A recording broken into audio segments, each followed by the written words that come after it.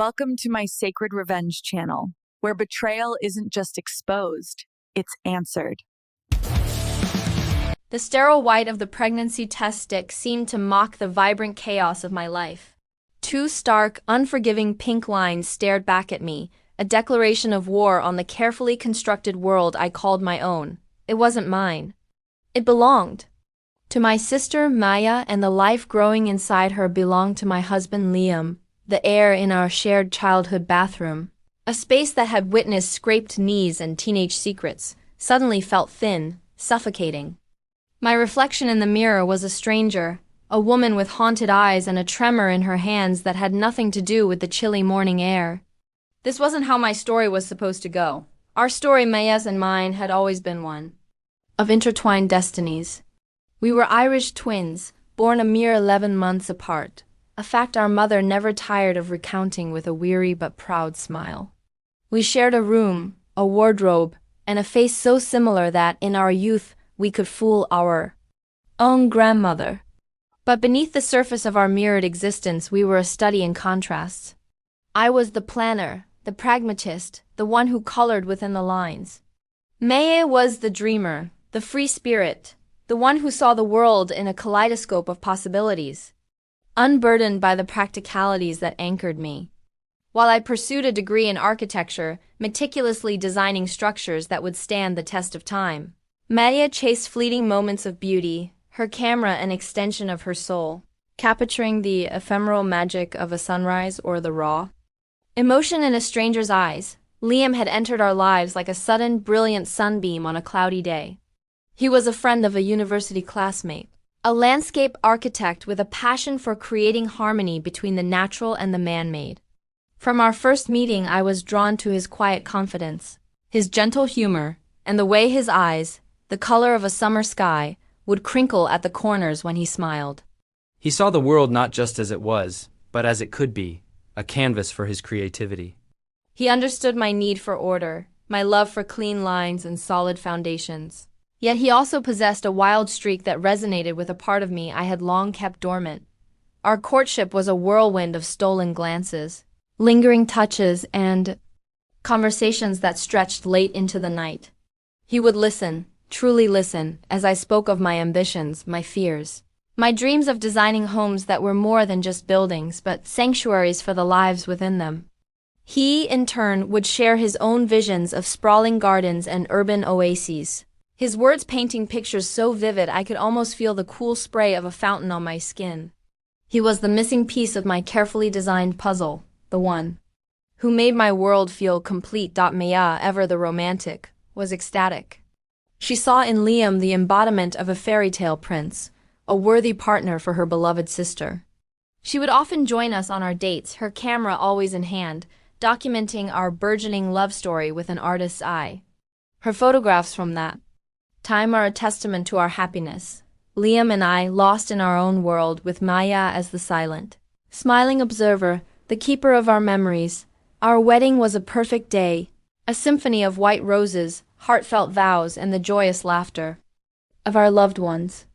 I remember standing at the altar, my hand in Liam's, my heart overflowing with a love so profound it felt almost sacred. I looked out at the sea of smiling faces and my eyes met Maya's. She was crying, tears of happiness streaming down her face, and in that moment I felt an overwhelming sense of gratitude for the two most important people in my life. We built a life together, Liam and I, a life that was as beautiful and meticulously planned as one of my architectural designs. We bought a charming little house on the outskirts of the city, a fixer-upper that we poured our hearts and souls into renovating. I designed the interior, creating a space that was both elegant and functional, while Liam transformed the overgrown backyard into a breathtaking garden, a riot of color and fragrance that changed with the seasons. Our home became our sanctuary, a reflection of our shared dreams and aspirations. Maya was a constant presence in our lives, a cherished part of our little family. She would drop by unannounced, her infectious laughter filling the rooms, a whirlwind of energy and creativity.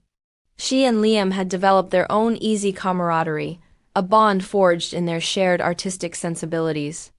They would spend hours In the garden, discussing the nuances of light and shadow, the interplay of color and texture. I never saw their closeness as a threat. On the contrary, it warmed my heart to see the two people I loved most in the world getting along so well. They were my pillars, my confidants, the very foundation of my happiness. Looking back now, I can see the subtle shifts, the almost imperceptible cracks that began to appear in the facade of our perfect life. It started with small, insignificant things I easily dismissed at the time. A lingering glance between them that held a charge I couldn't quite decipher. A private joke that I wasn't privy to. A sudden, almost guilty silence when I walked into a room.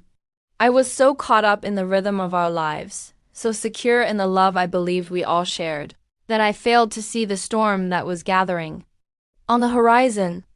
I was so focused on the blueprints of our future that I missed the seismic faults that were beginning to fracture the very ground beneath my feet. The truth, when it finally came, was not a sudden, cataclysmic earthquake, but a slow, creeping poison that had been seeping into the foundations of my life for longer than I could have ever imagined.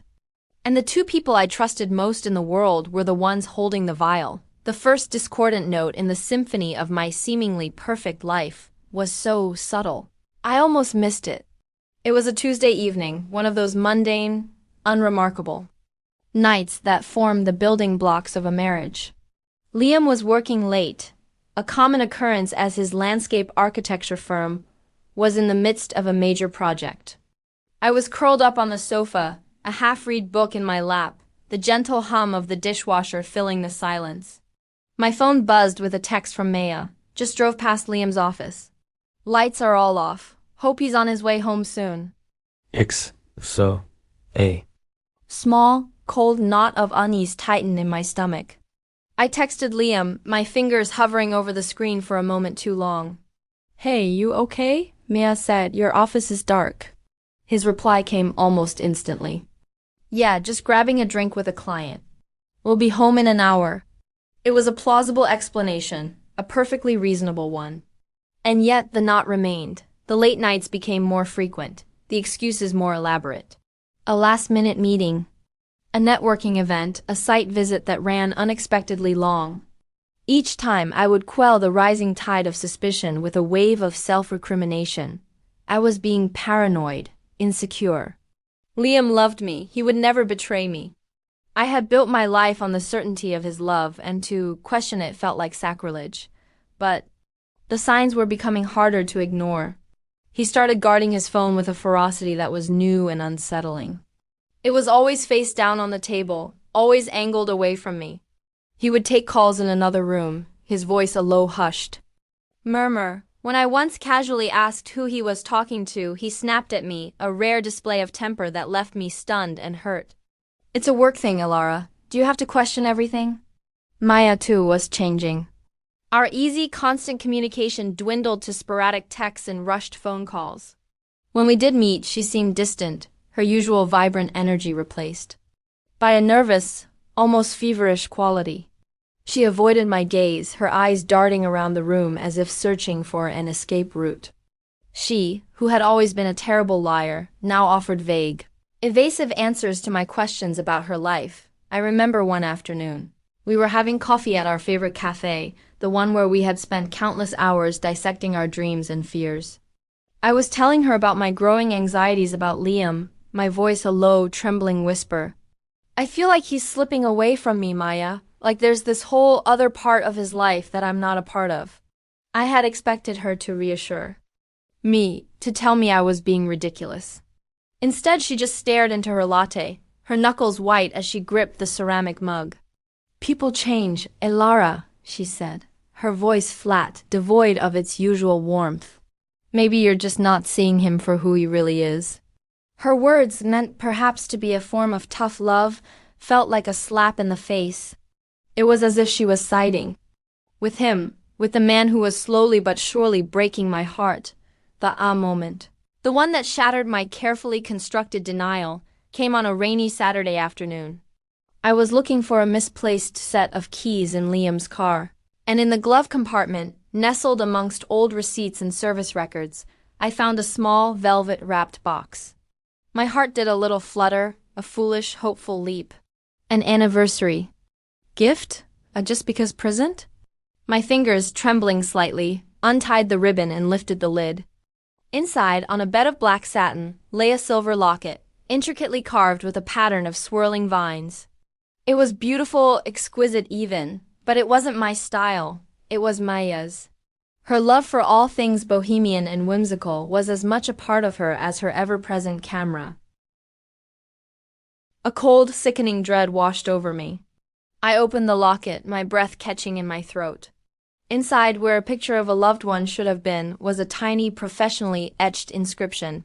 My sun and my stars. It was a line from a poem we had all loved, a silly, romantic thing we would quote to each other in moments of exaggerated affection. But in that moment, it was no longer a joke. It was a declaration, a secret whispered between two people who were not me. I confronted him that evening, the locket burning a hole in my pocket. I waited until after dinner, until the pretense of normalcy had become unbearable. I placed the box on the table between us, my hands shaking so violently I could barely control them. "What is this, Liam?" I asked, my voice barely a whisper. He looked at the box, then at me, and for a fleeting moment I saw a flicker of genuine panic in his eyes. But it was quickly replaced by a cool, practiced composure. "It's a gift," he said, his voice maddeningly calm. "For Maya. Her birthday is next week, remember?" "Her birthday is in 3 months," I said, my voice gaining strength, fueled by a rising tide of anger. "And my sun and my stars? Really, Liam? That's our line." He had the audacity to laugh, a short, dismissive sound that grated on my raw nerves. "Oh, Ilara, you're being so dramatic." "It's just a silly inside joke. You know how close Maya and I are." "I know you're lying to me," I said, the words tasting like poison in my mouth. "I know there's something going on between you two." He stood up then, his chair scraping against the hardwood floor. His face was a mask of indignation, his voice laced with a cold fury. "I can't believe you're accusing me of this," he said, his voice rising with each word. "After everything we've been through, after all the love I've given you. You're paranoid, Ilara. You need help." He stormed out of the house, slamming the door behind him, leaving me alone in the wreckage of our life. I sank to the floor, the sobs racking my body, a primal scream of grief and betrayal tearing through my throat. The locket lay on the table, a gleaming silver testament to my shattered reality. It was in that moment, in the suffocating silence of our once happy home, that I knew. I knew with a certainty that chilled me to the bone. My husband was having an affair. And the other woman was my sister. The days that followed were a blur of numb disbelief and agonizing pain. I moved through my life like a ghost, a spectator in my own tragedy. I went to work, I smiled at my colleagues, I answered emails, all the while a silent scream echoed in the hollow chambers of my heart. I was a master of deception, my carefully constructed composure a shield against the pitying glances and whispered concerns of those around me. Liam returned the next day, full of apologies and explanations. He had overreacted, he said. He had been under a lot of stress at work. He loved me, only me. He even managed to produce a half-hearted, tearful confession of a one-time indiscretion, a drunken mistake with a faceless colleague that he swore meant nothing. He begged for my forgiveness, for a chance to make things right. And the part of me, the part that was so desperate to cling to the wreckage of our marriage, wanted to believe him, but the seed of doubt had been planted, and it was growing into a thorny, suffocating vine. I couldn't look at him without seeing the lie in his eyes. I couldn't touch him without feeling the phantom presence of my sister between us. The intimacy we had once shared was now a source of revulsion, his touch a violation, his words a symphony of deceit. My suspicions, now a raging inferno, led me down a dark and obsessive path. I became a detective in my own life, searching for clues, for irrefutable proof of his betrayal. I scrolled through his phone records, my heart pounding with each unfamiliar number. I checked his credit card statements, my eyes scanning for suspicious charges. I even, in a moment of desperate madness, hired a private investigator, A faceless man with a gravelly voice who promised to deliver the truth. No matter how ugly. The investigator's report landed in my inbox a week later, a sterile black and white document that laid bare the sordid details of my husband's double life. There were photographs of Liam and Maya, their faces illuminated by the soft glow of a candlelit dinner. There were images of them holding hands as they strolled through a park, their heads bent close together in intimate conversation. There was even a picture of them kissing, a passionate, desperate kiss that shattered the last vestiges of my hope. But the final, most damning piece of evidence was a grainy photograph of them entering a cheap, hourly rate motel on the outskirts of town, a place so seedy it made my stomach churn. The date on the photograph was the night of my birthday, a night Liam had claimed to be working late to finish a proposal. He had called me that night, his voice thick with feigned exhaustion, whispering sweet nothings into the phone while my sister lay in his arms. The truth, in all its brutal, unvarnished ugliness, was staring me in the face. My husband, the man I had pledged my life to, the man I had loved with every fiber of my being, had been systematically betraying me with my own sister. And my sister, the one person in the world I thought I could always count on, the keeper of my secrets, the other half of my soul, had driven a knife into my back and twisted it with a cold, calculated precision. The confrontation was no longer a matter of if, but when. I was a woman on the edge of a precipice, and the only way forward was to jump. I needed to see the look in their eyes when the lies finally crumbled, when the carefully constructed facade of their deceit came crashing down around them. I needed them to know that I knew everything. I needed to watch them squirm in the harsh, unforgiving light of the truth. I needed to reclaim the narrative of my own life, a life they had so carelessly and cruelly tried to steal from me. The storm had broken, and I was standing in the eye of the hurricane, ready to unleash a tempest of my own. I chose the stage for our final act with a cold, deliberate precision. It would be our home, the sanctuary I had so lovingly created, the one they had so brazenly defiled. I invited Maya for dinner, my voice on the phone a carefully calibrated instrument of warmth and sisterly affection. "Just a casual weeknight thing, May," I'd said, the words tasting like ash in my mouth. "It's been too long." She'd agreed, her own voice a little too bright, a little too eager. The guilt, I now realized, had been a constant low-grade hum beneath the surface of her every interaction with me. Liam came home to the aroma of roasting chicken, a scent that had once symbolized comfort and domesticity. Now, it was the cloying smell of a carefully laid trap. He kissed me, a perfunctory peck on the cheek that I endured with a stoicism that surprised even myself. He was a good actor, my husband. He played the part of the devoted partner with a chilling, practiced ease. Dinner was a masterpiece of surrealism. We sat around the polished oak table, the one Liam and I had bought at an antique fair on our first anniversary, and we talked about the weather, about work, about the latest meaningless celebrity gossip. I was a gracious hostess, refilling wine glasses, passing serving platters, my smile a rictus of forced pleasantry. All the while, the private investigator's report, a thick manila envelope filled with a litany of their sins, lay on the sideboard, a silent ticking time bomb. The tension in the room was a palpable, living thing. Meh, usually so effervescent, was subdued, her laughter strained, her eyes darting nervously between Liam and me. Liam, for his part, seemed oblivious, or perhaps he was simply a more accomplished liar. He regaled us with an anecdote from work, his voice a confident, easy baritone, the very sound of which now made my skin crawl. Finally, when the last of the dessert had been cleared away, when the pretense of normalcy had become a suffocating shroud, I stood up and walked to the sideboard. I picked up the envelope, my hand steady, my heart a cold, hard stone in my chest. I placed it on the table in front of them, a stark, damning presence in the warm glow of the dining room lights. "I think you both know what this is," I said, my voice low, but carrying the weight of my shattered world. The color drained from Maya's face. She looked at Liam, her eyes wide with a mixture of fear and pleading. Liam, for the first time that evening, looked genuinely rattled. His mask of composure slipped, revealing the craven, deceitful man beneath. "Ilara, what is this?" he asked, his voice a pathetic attempt at bewilderment. Don't, I said, my voice sharp, cutting through the thick, cloying silence. Don't you dare pretend you don't know. I opened the envelope and began to lay out the photographs, one by one, like a dealer in a high-stakes poker game. The candle lit. Dinner. The walk in the park. The kiss. With each new image, a fresh wave of pain washed over me. But it was a distant, detached pain. Like watching a film of someone else's life, Maya let out a small, strangled sob, her hand flying to her mouth. Liam just stared at the photographs, his face a canvas of disbelief and dawning horror.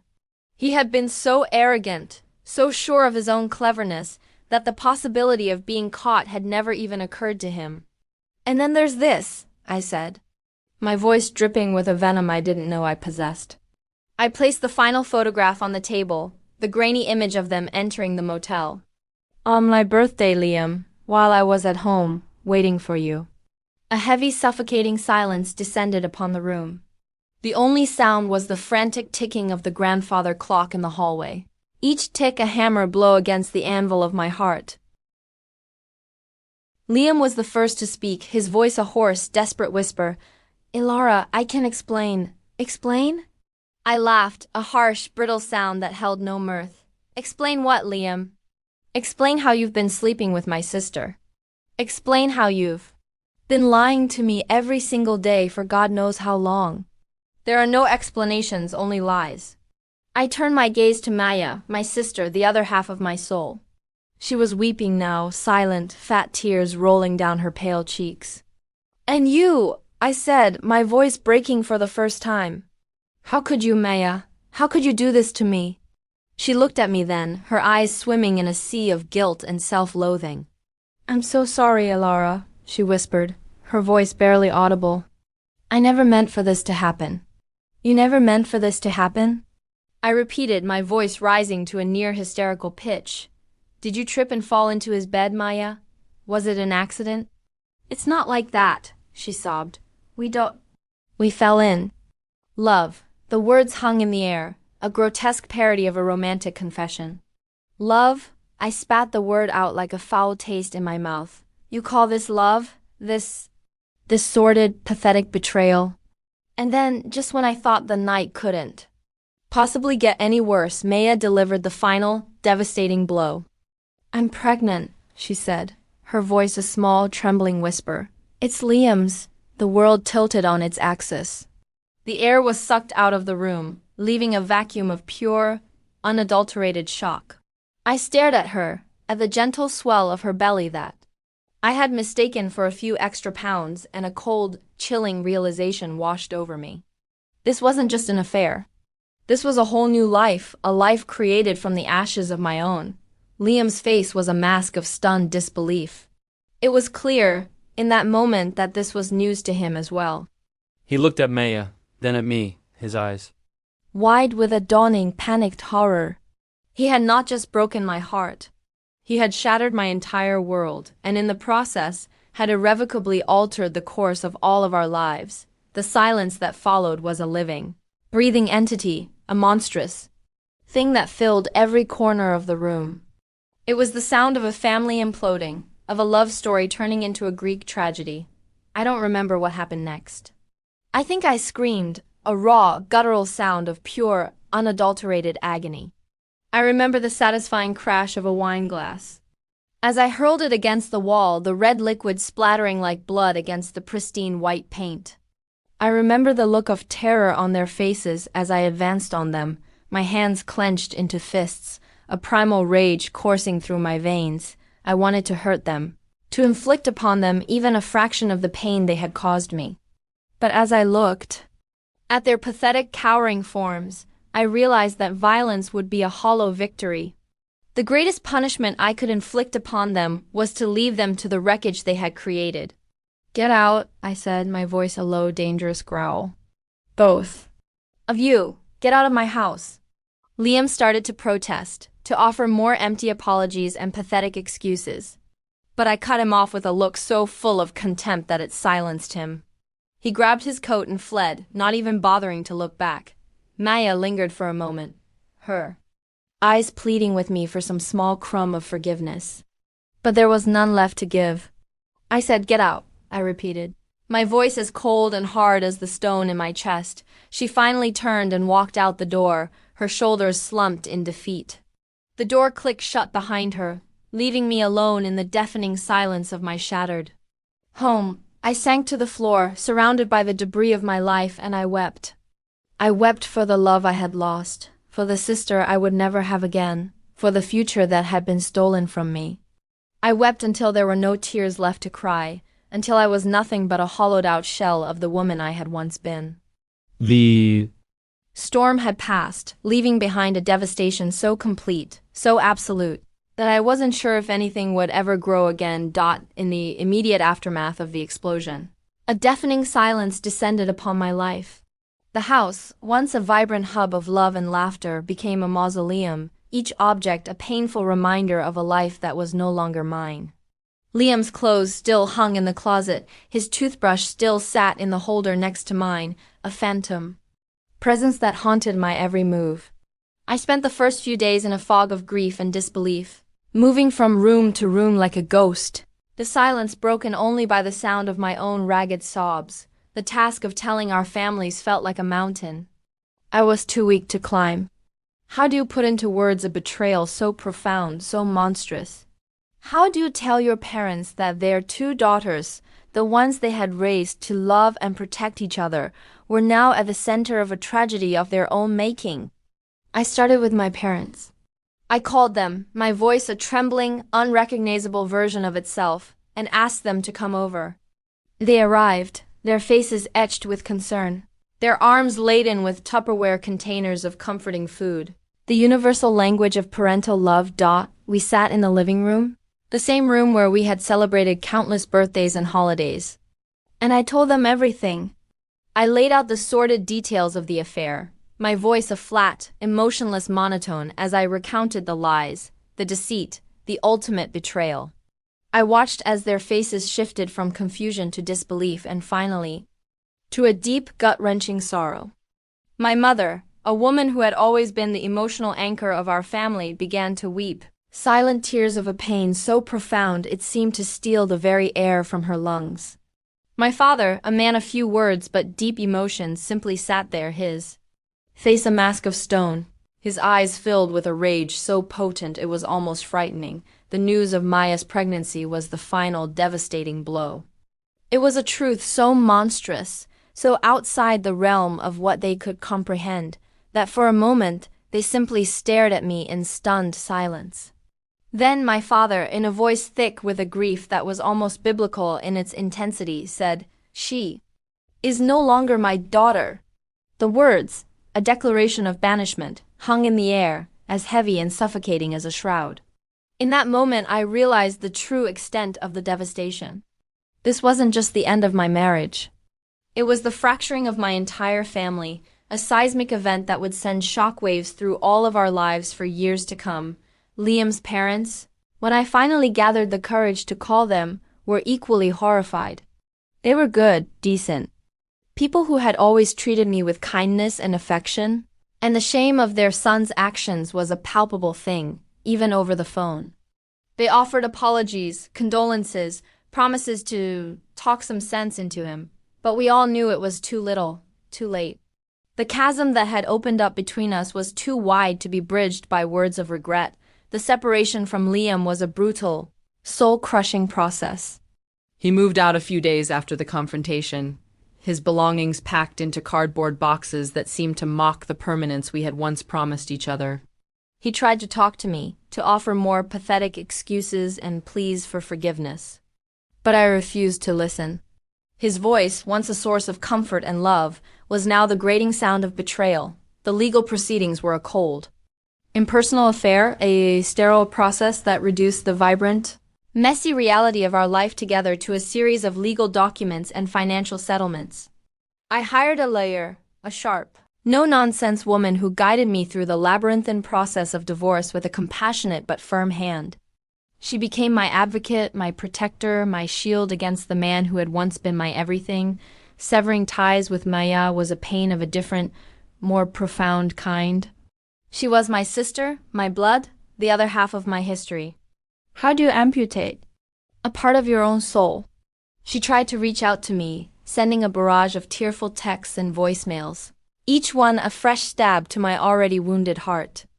I read them all, a form of self-flagellation, a way to keep the wound fresh and raw. I know you hate me, Elara, one text read. I hate myself too, but please, just talk to me. Don't shut me out completely. I'm so scared, another one said. I don't know how to do this alone. Her words, a pathetic cocktail of guilt and self-pity, only fueled my anger. She had made her choice, and now she had to live with the consequences. I blocked her number, deleted her from my social media, and erased every digital trace of her existence from my life. It was a brutal, self-preservationist act, a way to cauterize the wound before it became infected with her toxic regret. The news of the scandal spread through our extended family and circle of friends like a wildfire. Whispers followed me wherever I went, a chorus of pitying glances and hushed conversations. Some people, bless their hearts, rallied around me, offering a steady stream of support, casseroles, and invitations to get my mind off things. Others, the ones who reveled in the drama of other people's lives, treated my tragedy as a form of salacious entertainment. I learned to navigate this new social landscape with a carefully constructed mask of indifference, my head held high.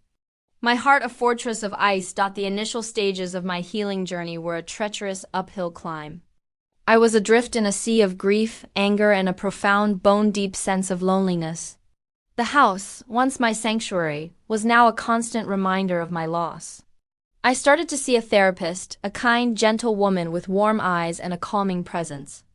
In the safety of her office, I finally allowed myself to unravel, to give voice to the raw, unfiltered emotions I had been suppressing for so long. I talked about the betrayal, of course, but I also talked about the love, about the good times, about the man I had once known and the sister I had once cherished.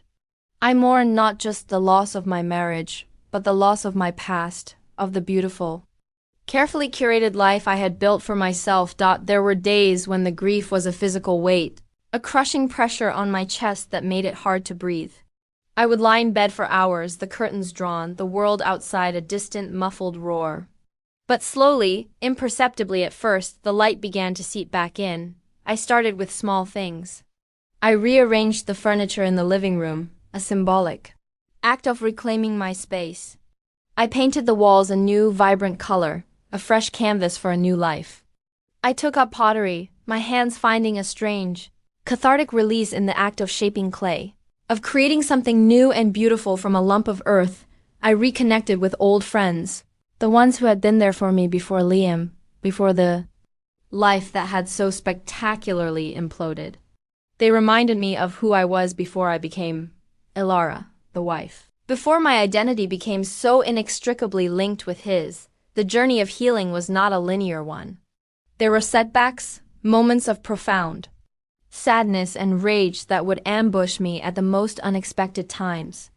A song on the radio, a couple holding hands in the park, the sight of a pregnant woman, all of these things could trigger a fresh wave of grief. But with each passing day, the pain began to lessen, its sharp edges softening into a dull, manageable ache. The anger, once a raging inferno, subsided into a low, smoldering ember. I was beginning to realize that my life was not over. It was just different. I was different. I was a survivor, a woman who had walked through the fires of hell and had emerged, scarred but not broken. I knew there were still difficult times ahead. The birth of my sister's child, a child who would be a constant, living reminder of my husband's betrayal, was a hurdle I had yet to face. The finalization of my divorce, the official severing of the ties that had once bound me to Liam, was another, but for the first time since that fateful night, I felt a flicker of hope. I was standing on the precipice of a new life, a life that was mine and mine alone. It would be a life built not on the shifting sands of another person's love, but on the solid, unshakable foundation of my own strength and resilience. The road ahead was long and uncertain, but for the first time in a very long time, I was ready to take the first step. One crisp autumn afternoon, several months after the implosion of my world, I found myself standing in front of a mirror, not recognizing the woman staring back at me. The haunted, hollowed-out look in her eyes had been replaced by a quiet strength, a resilience that had been forged in the fires of betrayal. The tremor in her hands was gone, replaced by a steady, unwavering resolve. I was still Alara, but I was a new iteration, a version of myself that had been stripped down to its very core and then painstakingly rebuilt. Piece by painful piece, the divorce was finalized, a sterile, anticlimactic event that marked the official end of an era. I sold the house, the one Liam and I had so lovingly renovated, the one that had become a monument to our shattered dreams. The act of packing up my life, of sifting through the detritus of a shared past, was both painful and liberating. I kept the things that were truly mine, the books, the art, the pieces of furniture that I had chosen and loved long before he came into my life. The rest, the tangible reminders of our life together, I left behind without a second glance. I moved into a small, light-filled apartment in the heart of the city, a space that was entirely my own. I filled it with plants, with art that inspired me, with the music that made my soul sing. It was a sanctuary of my own making, a testament to my newfound independence. My work, my passion for architecture became my salvation. I poured all of my pain, my anger, my grief into my designs. My work took on a new depth, a new emotional resonance. I designed homes that were not just beautiful, but were also fortresses of solitude, sanctuaries for the wounded heart. My career, which had once been a shared ambition, was now solely mine, and I pursued it with a fierce, unwavering determination. My relationship with my parents, fractured by the initial shock and anger, began to heal. We found a new, more honest way of communicating, one that was not built on the carefully constructed facade of a perfect family. They saw me not as a victim, but as a survivor, and their pride in my strength was a balm to my wounded soul. The birth of Maya's child, a daughter they named Lily, was a day I had been dreading for months. When the news came, a hesitant phone call from my mother, I felt a familiar pang of grief, a ghostly echo of the pain that had once consumed me. But to my surprise, it was not the all-consuming agony I had anticipated. It was a quiet, melancholic sadness, a lament for the family that could have been. My mother, in a moment of cautious optimism, asked if I would ever consider seeing the baby. "She's your niece, Alara," she had said, her voice gentle. "She's an innocent in all of this." I knew she was right. The child was not to blame for the sins of her parents. But I also knew that I was not yet ready. The wound was still too fresh. The scar still too tender. "Maybe one day, Mom," I had said, my voice thick with an emotion I couldn't quite name. "But not yet." I continued to see my therapist, our sessions becoming less about dissecting the past and more about building the future. We talked about forgiveness, not as a gift to those who had wronged me, but as a gift to myself. Forgiveness, she told me, is not about condoning their actions. It's about releasing yourself from the prison of your anger. It was a long and arduous process, but slowly I began to understand. I would never forget what they had done to me, but I could choose to no longer be defined by it. I could choose to let go of the bitterness that had taken up residence in my heart, to make room for something new, something better, one day. About a year after the confrontation, I received a letter in the mail. It was from Maya. Her handwriting, once so familiar, now seemed like a relic from a distant past. I almost threw it away, but some small, curious part of me compelled me to open it. The letter was not a plea for forgiveness, but a raw, unflinching confession. She wrote of her guilt, her shame, her profound and all-encompassing regret. She wrote of the loneliness of her new life, of the hollow victory of winning the man she had loved. She wrote of the challenges of single motherhood, of the constant, gnawing fear that she had irrevocably broken her daughter's life before it had even begun. Liam, she wrote, was a shadow of the man he had once been, a man consumed by his own guilt and self-loathing.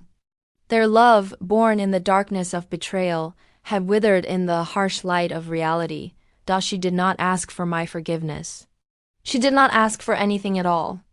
She simply wanted me to know that she was living with the consequences of her actions. A life sentence of her own making. I read the letter several times, and with each reading I felt a subtle shift within me. The anger, the rage that had been my constant companion for so long, began to dissipate, replaced by a strange, unexpected sense of pity. They had not won, they had lost, just as I had. We were all casualties of a war of our own making that evening. I did something I had not done in a very long time. I took out a box of old photographs, the ones I had packed away in a fit of grief and rage. I sifted through the images of my childhood, of two little girls with identical smiles and intertwined destinies. I saw the love, the laughter, the unbreakable bond that had once existed between us. And for the first time, I allowed myself to mourn the loss of my sister, not as a traitor, but as the girl I had once known and loved. I mourned the loss of the future we were supposed to have, the one where we would grow old together, our children playing at our feet. The next day, I drove to my parents' house. My mother was in the garden, a small, bundled-up figure asleep in a prom beside her. It was Lily, my niece. My mother looked up, her eyes wide with surprise. I walked over to the prom and looked down at the sleeping child. She was beautiful, a perfect, tiny creature with a fuzz of dark hair and a rosebud mouth. And in the delicate curve of her cheek, I saw a faint, unmistakable echo of my own. In that moment, standing in the golden afternoon light, I felt a sense of peace descend upon me, a quiet, profound sense of closure. I knew that my life would never be the same. The scars of the past would always be a part of me, a reminder of the battles I had fought and the wounds I had endured. But I also knew that my story was not over. It was just beginning. I was a woman who had lost everything, but in the process, had found herself. I was a woman who had been betrayed, but had learned to trust again, starting with myself.